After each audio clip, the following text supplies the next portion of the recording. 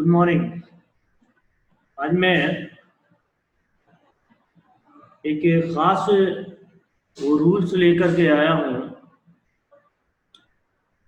आपकी स्क्रीन पे आप देखेंगे ये दिया हुआ है कॉन्सेप्ट ऑफ जेनरिक और यूनिवर्सल सेंस।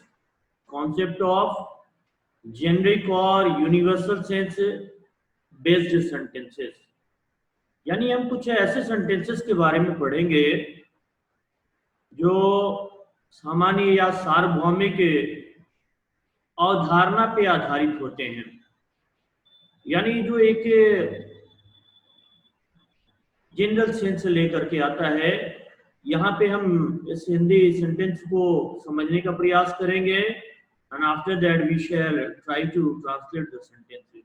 कैसे हम इसको करेंगे, तो सबसे पहले मैं आपको समझा दूं कि when Hindi sentences end with the following word से ता है, ती है, ते है। समझिएगा इस बात को।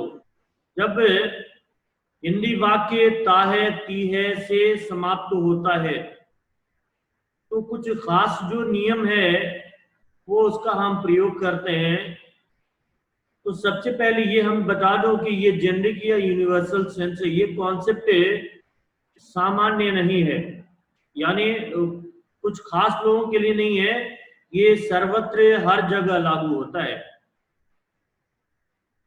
जैसे हम ये अगर कहते हैं कि माँ दयालु होती है, इसका अर्थ ये नहीं है कि मैं किसी खास माँ की बात कर रहा हूं। या सांप डरावना होता है तो मैं किसी खास सांप की बात कर रहा हूं। मैं पूरी दुनिया के सभी सांपों की बात कर रहा हूं। मैं दुनिया की सभी माँओं की बात कर रहा हूं। तो कुछ नियम है इसके जिसे हम देखेंगे। सबसे पहले इसकी पहचान क्या होगी, आइडेंटिटी होगी। ता है, ती है, ते है। ये पास्ट में भी हो सकता है, फ्यूचर में भी हो सकता है, लेकिन चूंकि हम इस एमआर का फॉर्मेशन हमने पढ़ा है, ये हमारा स्पोकन का चौथा वीडियो है। तो ये देखिएगा, फोर्थ एपिसोड में हमने जेनरिक कॉन्सेप्ट की बात की है, क्योंकि हमें इस चैप्टर को कंक्लूड करना है। तो हमारा सबसे पहला जो नियम है वो आपके स्क्रीन पे है। If the noun is singular, अगर नाउन सिंगुलर है, if the noun is singular then indefinite और डेफिनिट आर्टिकल इज यूज्ड। यानी अगर सेंटेंस में अगर ये आता है कोई नाउन अगर यदि संज्ञा जो है जो नाउन है वो एक वचन है, तो अनिश्चितता सूचक आर्टिकल यानी इंडेफिनिट आर्टिकल ए या एन, इसका उपयोग किया जाता है।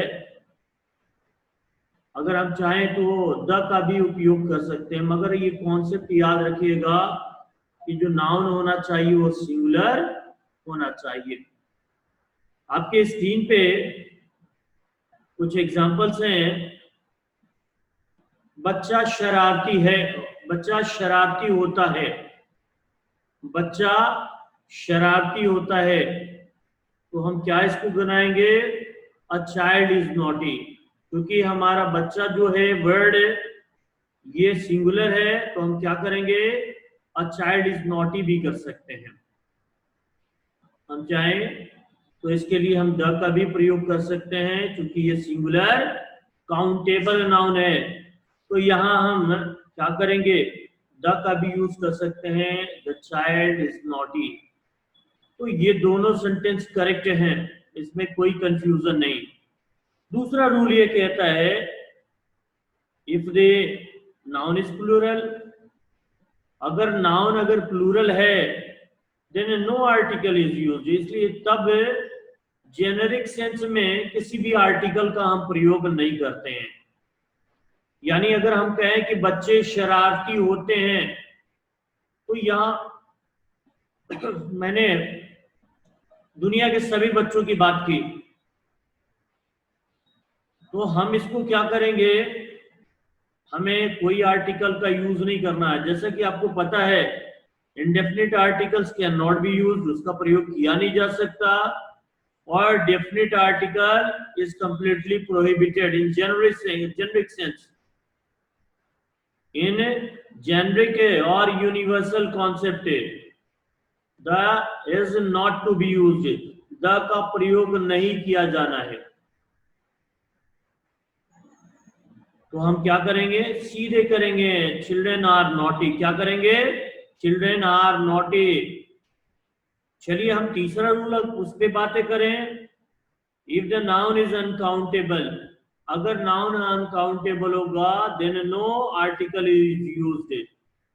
यानी हमारा तीसरा रूल कहता है कि यदि संज्ञा अनकाउंटेबल यानी अगणनीय है तो किसी भी आर्टिकल का हम प्रयोग नहीं करेंगे। इंडेफिनिट आर्टिकल का भी नहीं होगा, डेफिनिट आर्टिकल का भी नहीं होगा। यानी सोना काला होता है, सॉरी सोना पीला होता है, तो हम क्या करेंगे, गोल्ड इज ब्लैक। कोयला काला होता है, कोयला काला होता है, कोल इज ब्लैक। तो इसका हमने प्रयोग किया, यानी जेनरिक सेंस में जब सिंगुलर होगा कोई नाउन तो हम इंडेफिनिट आर्टिकल और डेफिनिट आर्टिकल दोनों का प्रयोग कर सकते हैं। अगर ये प्लूरल है, जेनरिक सेंस है, यूनिवर्सल कॉन्सेप्ट है, पूरी दुनिया के लिए है, तो हम क्या करेंगे, no article, no articles have to be used, इसका प्रयोग नहीं करना है। तीसरा, अगर अनकाउंटेबल हो तो हम क्या करेंगे, उसके साथ कोई आर्टिकल का प्रयोग नहीं करेंगे। चलिए हमने यहाँ जेनरिक सेंस की बातें कर ली। अब हम अगर ये बात करते हैं जिस सेंटेंस के अंत में when a Hindi sentence ends with Hindi word से है और हैं, यानी हिंदी वर्ड्स का समाप्ति है या है पे होता है, and the used noun in the sentence is definite और प्रीडिटरमाइंड, और जो वाक्य में प्रयोग किया गया नाउन जो है वो क्या है, वो डेफिनेट है यानी निश्चित है, प्री डिटरमाइंड है यानी पहले से पूर्व निर्धारित है या पूर्व परिचित है, then a definite article the is used before each noun. The का प्रयोग हर नाउन के पहले करेंगे, whether the noun is singular, चाहे नाउन सिंगुलर हो, whether the noun is plural, चाहे नाउन प्लूरल हो, और काउंटेबल और अनकाउंटेबल, चाहे गणनीय हो या अगणनीय। हमें क्या करना है, अगर ये डेफिनेट है तो हम उसके साथ प्रयोग करेंगे। जैसे अगर मैं कहूं कि बच्चा शरारती है, यानी मैं किसी घर में गया और मैंने देखा वहां एक बच्चा और मैंने कहा कि बच्चा शरारती है, तो मैं उस खास बच्चे की बात कर रहा हूं। तो क्या करेंगे, मैं बोलूंगा द चाइल्ड इज नॉटी। और मैं किसी घर में गया और बहुत सारे बच्चों को मैंने देखा शरारती हैं, वो स्पेसिफिक हैं, डेफिनेट हैं, तो हम क्या करेंगे, द का प्रयोग सिंगुलर के साथ प्लूरल के साथ, यानी क्या कहेंगे, द चिल्ड्रन आर नॉटी करेंगे। अब रही बात काउंटेबल और अनकाउंटेबल। अब अगर मैं कहूं कि सोना काला है, मैंने देखा और मैंने देखा कि वो सही नहीं है, वो डेफिनेट है, I am just talking about the definite gold, तो हम क्या करेंगे, तो कहेंगे द गोल्ड इज ब्लैक। अगर मैंने किसी खास अगर कोयले की बात की तो मैं क्या कहूंगा कि ये कोयला सफेद है, तो मैं बोलूंगा द कोल इज व्हाइट। तो ये आपके कॉन्सेप्ट से जो मुझे समझाने थे, यानी जेनरिक सेंस के साथ हमें कैसे प्रयोग करना है, और अगर प्री डिटरमाइंड और डेफिनेट अगर नाउन है, चाहे वो सिंगुलर हो, प्लूरल हो, काउंटेबल हो, अनकाउंटेबल हो, हमें क्या करना है, हमें द का प्रयोग अवश्य करना है। तो कुछ एग्जांपल्स हम देखेंगे, रिपीट करेंगे। देखिए, बच्चा शरारती होता है तो हम कह सकते हैं अ चाइल्ड इज नॉटी, या फिर कह सकते हैं द चाइल्ड इज नॉटी। बच्चे शरारती होते हैं, कोई आर्टिकल नहीं यूज करेंगे, क्या लिखेंगे, चिल्ड्रन आर नॉटी। अब मैं कहूंगा कि बच्चा शरारती है, स्पेसिफिक बच्चा है, तो क्या कहूंगा, द चाइल्ड इज नॉटी।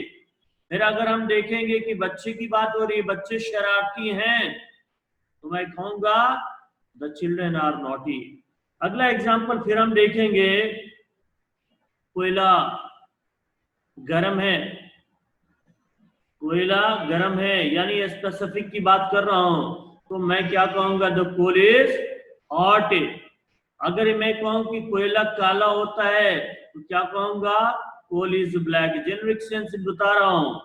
अब देखिएगा, अगर मैं ये कहूं कि घोड़ा मजबूत होता है, तो कहूंगा ए हॉर्स इज स्ट्रॉन्ग, या द हॉर्स इज स्ट्रॉन्ग। ठीक है, घोड़े मजबूत होते हैं, हॉर्सेस आर स्ट्रॉन्ग। या फिर अगर मैं कहूं कि घोड़ा मजबूत है, तो कहूंगा द हॉर्स इज स्ट्रॉन्ग। घोड़े मजबूत होते हैं, घोड़े मजबूत होते हैं, जेनरिक सेंस है। तो जेनरिक सेंस में हमें क्या सिखाया कि कोई आर्टिकल नहीं लगाना है, हॉर्सेस आर स्ट्रॉन्ग कहेंगे। लेकिन अगर मैं कहूं कि घोड़े मजबूत हैं, तो क्या कहूंगा, द हॉर्सेस आर स्ट्रॉन्ग। तो this was the portion that I had to teach. मुझे लगता है अगर आपके समझ में आ जाए तो आपको कहाँ द का प्रयोग करना है और कहाँ नहीं करना है, कहाँ इंडेफिनिट आर्टिकल का प्रयोग करना है, कहाँ नहीं करना है, ये कॉन्सेप्ट मैंने आपको समझा दिया। अब आप इस कुछ सेंटेंसेस का जरूर प्रैक्टिस करें, जिसको मैं आपके स्क्रीन पे दे रहा हूं। Thank you and have a nice day. अगर आपको ये वीडियो पसंद आए तो इसे लाइक कीजिएगा, सब्सक्राइब कीजिएगा, अपने दोस्तों के साथ शेयर कीजिएगा, और नोटिफिकेशन के लिए बेल आइकॉन जरूर दबाइएगा।